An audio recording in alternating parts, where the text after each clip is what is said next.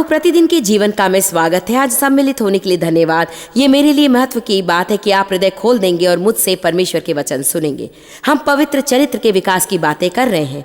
जानते हैं परमेश्वर आनंदपूर्ण है। वो विषाद में नहीं, हतोत्साह नहीं और न ही बुरी मनोदशा में है। देखिए, हमें चौकस रहना पड़ेगा कि जीवन के बारे में हमारी मनोदशा सही हो। कभी कभी हम नकारात्मक चीज़ों की ओर देखने लगते हैं, फिर हमारी संपूर्ण विचारधारा अधोगामी और अंधेरी हो जाती है। आज मैं आपको प्रोत्साहित करूंगी कि आश्चर्य में जिए। अपने चारों ओर परमेश्वर की सृष्टि को देखिए। एक शिशु के जन्म के सौंदर्य के बारे में सोचिए। परमेश्वर ने आपके जीवन में क्या किया और इससे क्या आशा है, सोचकर आश्चर्य कीजिए, चकित रहिए। अपने नकारात्मक चिंतन को अपने भीतर आने मत दीजिए। अब आराम से बैठिए और एक शक्तिशाली पाठ ग्रहण कीजिए जो मैंने आपके लिए तैयार किया है। हाँ, ये फिर वही फल वाली बात है, ठीक है ना? यूहन्ना अध्याय 15 पद 4 को देखें। तुम मुझ में बने रहो और मैं तुम में। जैसे डाली यदि दाख लता में बनी ना रहे तो अपने आप से नहीं फल सकती, वैसे तुम भी यदि मुझ में बने ना रहो तो फल नहीं सकते। मैं दाख लता हूं, तुम डालियां हो। जो मुझ में बना रहता है और मैं उसमें, वो बहुत फल फलता है। ये एक वादा है। वो कहता है यदि तुम मुझ में बने रहो और मैं तुम में। अन्य शब्दों में हम यहाँ रविवार सवेरे 45 मिनट के लिए चर्च जाने की बात नहीं कर रहे हैं, जहां हम सोचते हैं कि परमेश्वर को भुगतान दे चुके। अब इस सप्ताह में हम दूसरों की तरह जी सकते हैं, फिर अगले रविवार सवेरे 45 मिनट के लिए चले जाएंगे। इससे हम सही हो जाते हैं। वो कहता है यदि तुम मुझ में बने रहो, मुझ में तुम्हारा वास हो, यदि मुझ में बस जाओ, मुझ में ठहरे रहो, यदि मैं तुम्हारे जीवन का प्रधान प्रसंग हूं, यदि तुम्हारे जीवन में मेरा पहला स्थान है, यदि तुम्हारी दृष्टि में कोई और करने से अधिक मूल्यवान मेरे साथ समय बिताना है। अब वो क्या कहता है? तुम अवश्य बहुत फल फलोगे। लोग फलवंत बनने का निश्चय तो करते हैं, मगर उसके लिए गलत तरीके अपनाते हैं। आप जानते हैं हम फल पाने की कोशिश कैसे करते हैं? इंसानी कोशिश से। ठीक है, और अच्छी तरह करूंगा।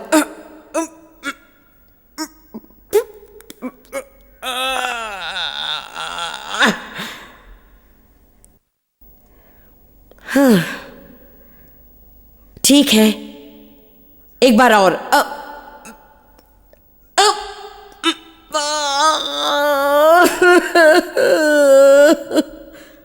फल का पता नहीं। अब आपको क्षोभ आ रहा है, निभाना मुश्किल है, आप थक गए हैं और आपकी भावना यूं हो जाती है कि मैं तो इससे थक गया हूं, ऊब गया हूं, पता नहीं मेरे जीवन में क्या खराबी है। मैं हर मुमकिन कोशिश कर रहा हूं, प्रभु कुछ काम नहीं कर रहा, मुझसे और ज्यादा सहन नहीं होता, मैं तो सब कुछ छोड़कर यहां से निकल जाने वाला हूं। क्या ऐसा करना ही हमारे भविष्य का साक्ष्य है? क्या इसी तरह का जीवन जीना हमारे जीवन का लक्ष्य होगा? नहीं, आप दे मुझसे बना मुझ पर जाइए और उसे अपने जीवन में जो चाहे करने दीजिए, और उसके करने के दौरान जितना कठिन ही होता जाए उतना ही अधिक समय आप प्रभु के साथ बिताएं। क्योंकि जो प्रभु की बाट जोहते हैं वे नया बल पाते जाएंगे। वे काबों की नाई उड़ेंगे, वे दौड़ेंगे और श्रमित नहीं होंगे, वे चलेंगे और थकित नहीं होंगे। मैं बहुत कृतज्ञ हूं कि अंत में मैंने सीखा कि सुबह मैं अपनी प्रार्थना कुर्सी में प्रभु के साथ संसर्ग में बैठ सकती हूं और मैं वचन पढ़ सकती हूं और मैं उससे बातें कर सकती हूं और उसकी उपस्थिति में सिक्त हो सकती हूं और कह सकती हूं, बात जानते हैं प्रभु, तेरे बिना मैं कुछ नहीं कर सकती, तुझे छोड़कर कुछ नहीं कर सकती प्रभु। मैं अर्थात मेरे भीतर कोई अच्छी चीज नहीं, ये रही मैं चाहती हूँ कि तू जो चाहे मुझे बना, मगर ये काम तुझे ही करना है। तू जो करने को कहे मैं तैयार हूं, मगर उसके लिए भी तुझे ही सामर्थ्य देनी पड़ेगी। मुझे मदद कर प्रभु, मेरे जरिए वो कर जो तू ही कर सकता है, क्योंकि मैं अपने आप नहीं कर सकती हूं। आमीन।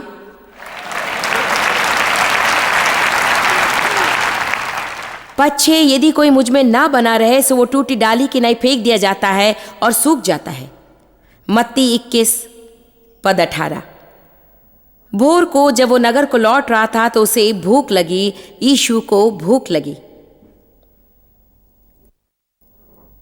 और अंजीर का एक पत्तों भरा पेड़ सड़क के किनारे देखकर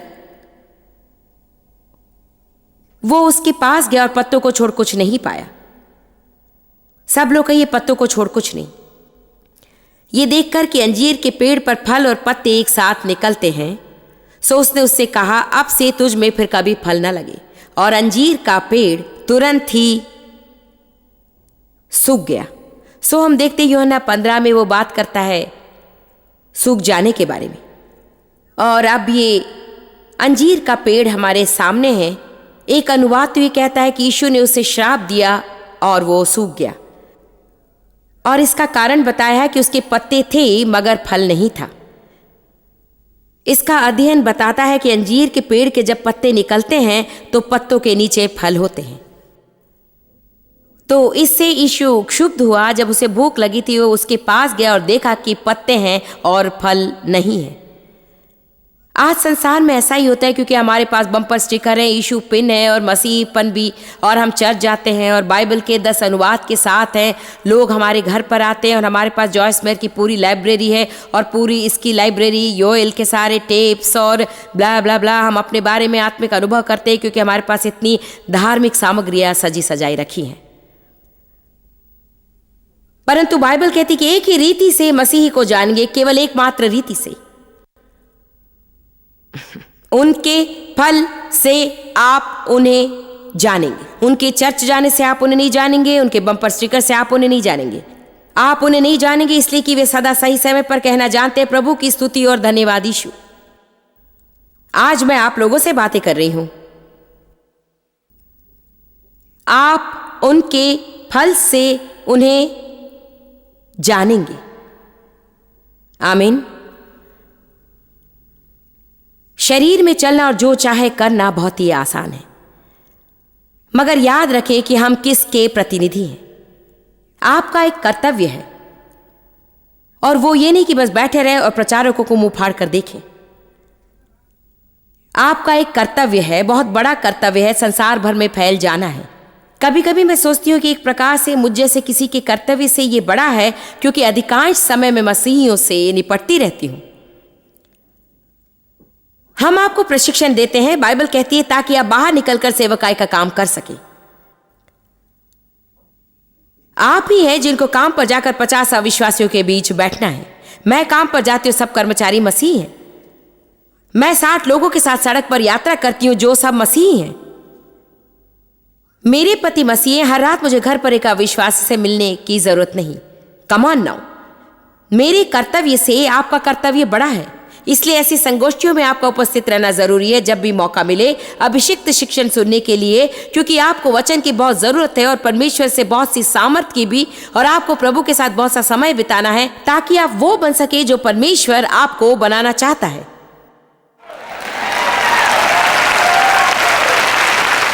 मैं नहीं कहती कि ये आसान है, मगर ये आपका कर्तव्य है, आपकी सेवकाई है।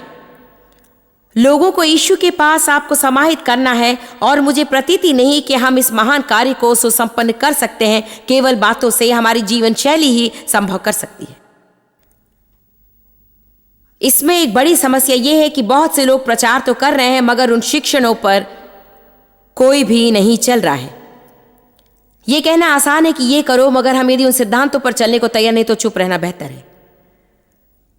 लोग एक रूपता देखना चाहते हैं। यदि किसी अविश्वासी से आपका विवाह हुआ है तो वे देखना चाहेंगी, जिससे वे किसी और बात से भी जल्दी मान जाएंगी कि आप सदा एक रूप हैं, एक रूप हैं, एक रूप, एक रूप, एक रूप, एक रूप और एक रूप और एक रूप, एक रूप। आप जानते वो कौन सी बात है जिसने मेरे जीवन को बहुत प्रभावित किया है? मैं थी एक घृणा भरी और गुस्सैल, सदा उलझी हुई स्त्री, और मेरे पति ने मुझे अपनी खुशी चुराने नहीं दी। मैंने हर कोशिश कर ली मगर उन्हें असुखी नहीं बना सकी। मैं असुखी हो जाती उनकी बला से, मगर वे सदा सुखी रहते, और उससे मैं आग बबूला हो जाती।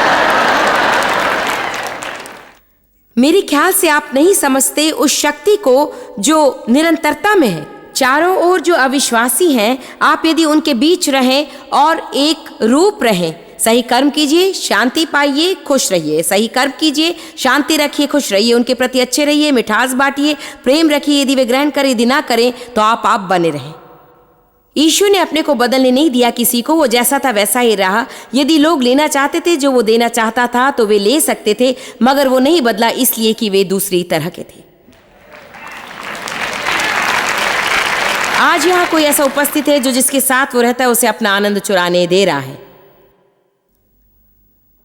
अर्थात ऐसे दिन भी हैं जब आप कहते हैं नहीं नहीं, फिर नहीं, आपने फिर मेरा दिन खराब कर दिया।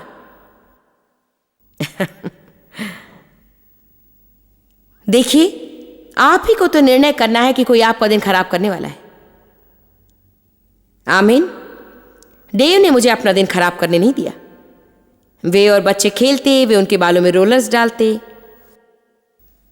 और वे उनके बालों में रोलर्स डालते। उन्होंने रोलर्स नहीं डाले, इन्होंने रखे। उन्होंने उनके बालों में रोलर्स डाले और डैडी डे और मैं दूसरे कमरे में चली गई, मुंह से आग गुगलती हुई वगैरह वगैरह। गुस्सा आता कितना।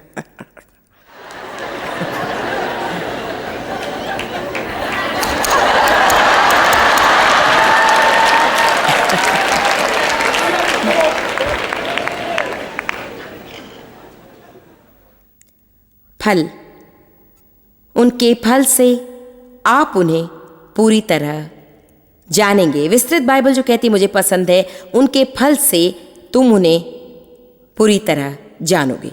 आप किसी को जानते होंगे मगर आप उन्हें पूरी तरह नहीं जानते सिर्फ इसलिए कि आप उनके साथ कार में हैं।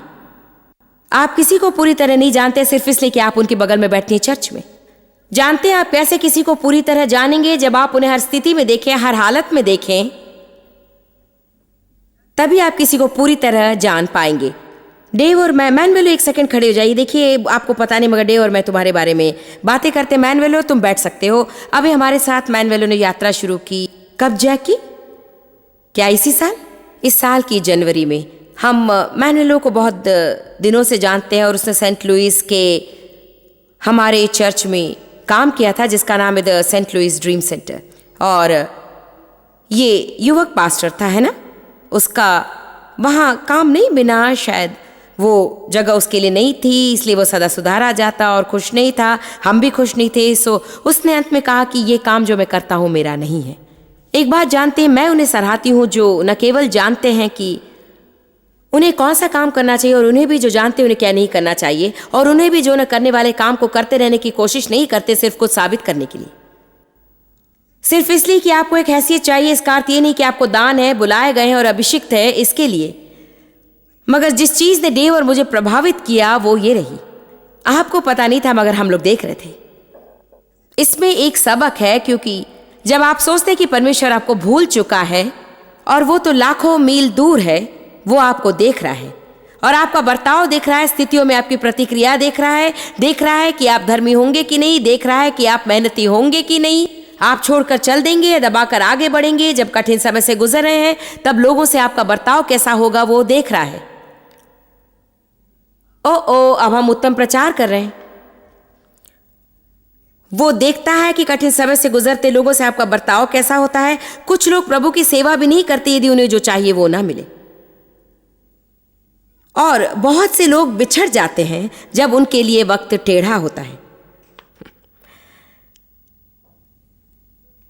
मगर जिस बात ने डेव और मुझे प्रभावित किया वो ये थी कि मैनवेलो ड्रीम सेंटर में रह गया, जो कि एक छोटा सा चर्च है। वो अच्छे पड़ोस में नहीं है, वो अच्छी सेवकाई नहीं है।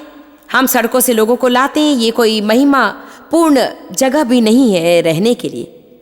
मगर वो वहां रहा और उपासना दल में मिल गया, भजन मंडली में गाता रहा, कभी कभी भिन्न भिन्न गीत गाता रहा और बाहर जाकर कुछ छोटे मोटे काम देखा करता था। मगर वो वहीं रह गया और वहीं रह गया और वहीं रह गया। फिर जब सही समय आया और हमें सड़क पर एक और गायक की जरूरत आ पड़ी,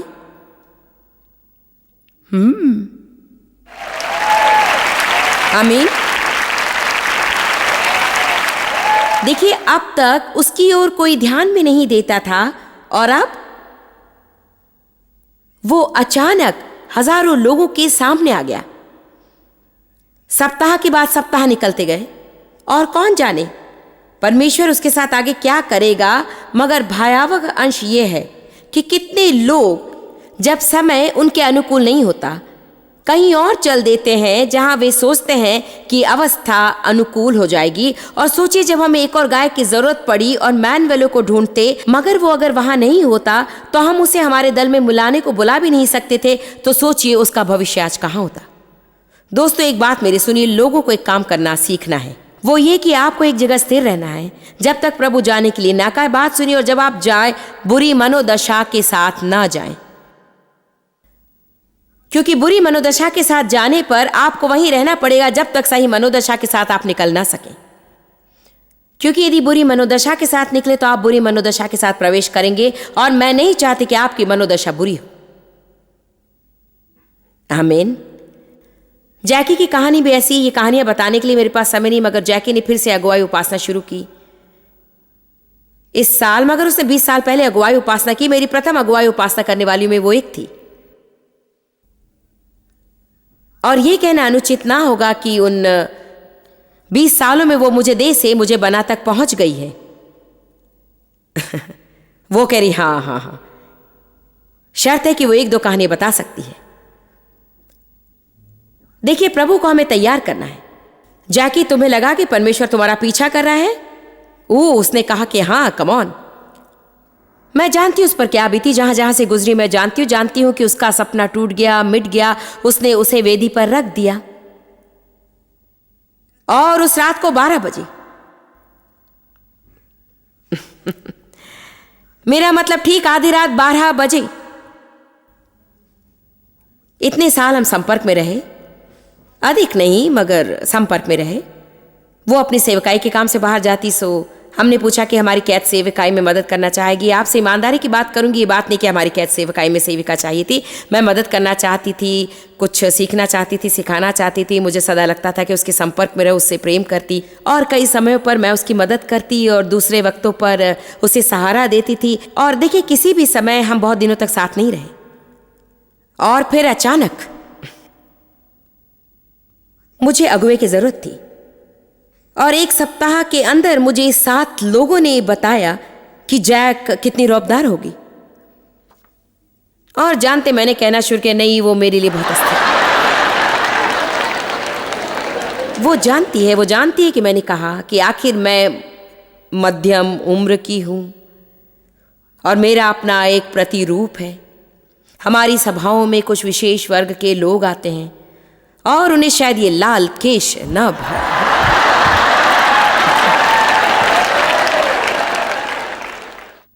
मतलब मैं कभी नहीं समझूंगी कि वो लड़की जब तक उपासना में अगुवाई करती है, लगातार उसके अंग कैसे हिलते हैं। जानते हैं मैंने सवेरे लारा से क्या कहा? मैंने कहा, मेरे तो पैर लड़खड़ा जाएंगे और मैं गिर जाऊंगा।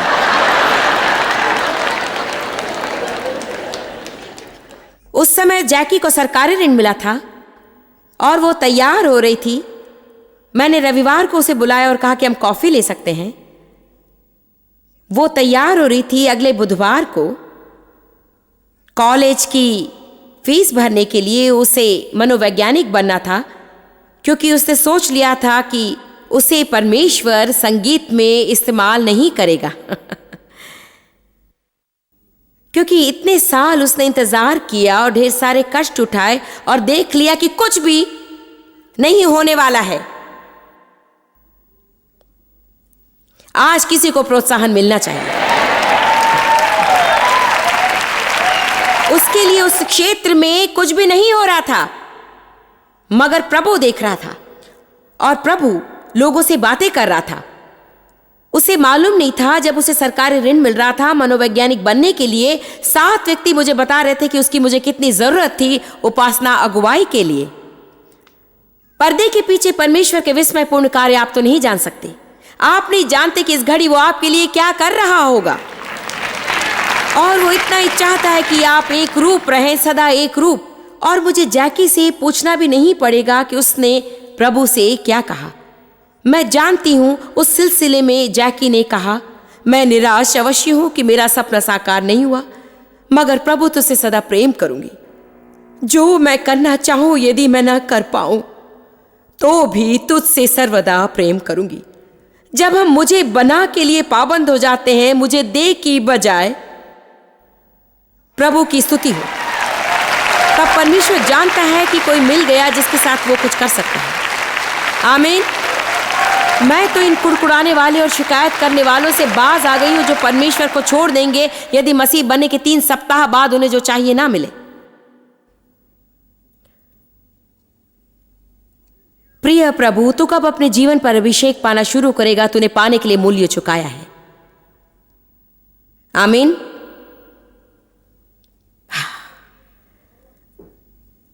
तू यदि उसमें बना ना रहे तो सूख जाता है, यदि उसमें वास ना करे तो सूख जाता है।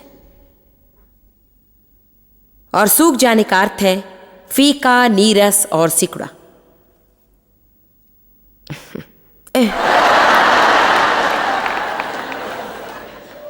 मेरे ख्याल से मुझसे होगा नहीं जब तक यीशु लौट के न आए। मैं थकती थकती और उपते उपते थक गई।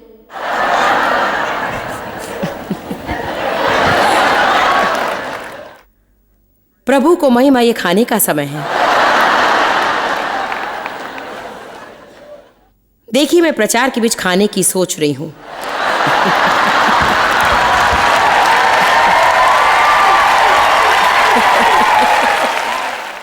कोई बात नहीं, परमेश्वर उससे निपट लेगा, मुझे यकीन है। सूख जाने का अर्थ है नीरस और जलहीन होना और शरीर की नमी न रहने से सिकुड़ जाना। अपनी जीवनी शक्ति, प्राण शक्ति और ताजगी को खो देना। हाँ, आपको परमेश्वर में ताजा रहना है, उत्साह के साथ रहना है, आश्चर्यचकित रहना है। कम ऑन, जिससे आप चकित होते थे उसे आदत सी न बन जाने दे, ताकि अब आप उससे उब जाए।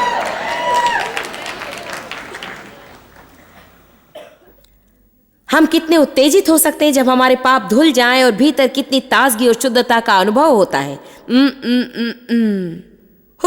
ये मेरे जीवन की सबसे रौबदार घटना है आप सबसे कहने कि आप कितने उत्तेजित हैं। और साल भर बाद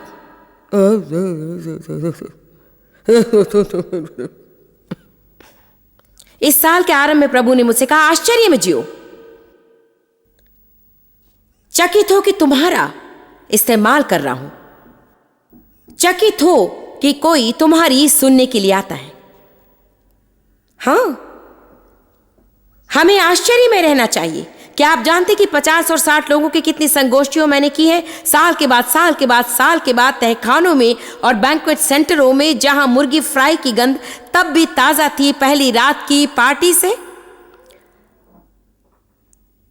फास्ट फूड होटलों की पार्किंग जगहों में हम सोया करते थे क्योंकि होटलों में ठहरने के लिए पैसे नहीं थे हमारे पास। लेकिन क्या आप जानते हैं, प्रभु देख रहा था।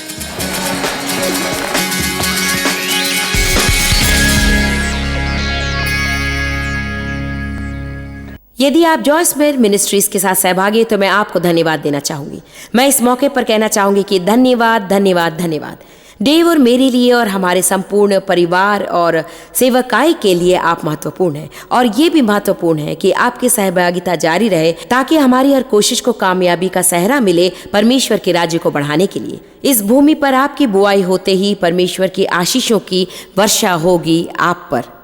डेव और मैंने अपनी उम्र में बहुत कुछ सीखा है और प्रभु ने हमें बहुत कुछ किया है और उसने संसार भर में सुसमाचार के प्रचार के लिए हमें अभिषेक किया है। जैसे जैसे आप हमारे साथ सम्मिलित होते जाएंगे वो अभिषेक आप पर भी आएगा और आपके लिए प्रभु कुछ रौबदार चीज करेगा। इसलिए याद रखिए, जिस चीज को आप किसी और के लिए संभव करेंगे परमेश्वर आपके लिए करेगा। आवश्यकता पर न जाएं, बीच पर जाएं। सहभागिता के लिए असंख्य धन्यवाद। प्रभु आशीष दे। आप जितना जानते हैं उससे भी अधिक आप हमारे लिए जॉयस मेयर मिनिस्ट्रीज एशिया में महत्वपूर्ण है। हम आपकी सराहना करते हैं। आप सौभाग्यों का धन्यवाद देते हैं कि इस संसार भर की सेवकाई को आप सफल कर रहे हैं। एक साथ हम भूखों को भोजन, गरीबों को कपड़े दे रहे हैं और पूरे संसार में सुसमाचार प्रचार कर रहे हैं। हमसे आज ही संपर्क करें या लॉग करें jmmindia.org। अपने प्रार्थना निवेदन भेजें, हमारे स्रोत के विषय जानें, जॉयस की सभाओं के विषय जानें और जैसे हम पूरे संसार में मसीह के प्रेम को बांटते हैं तो आप हमारे साथ सहभागी हो जाएं।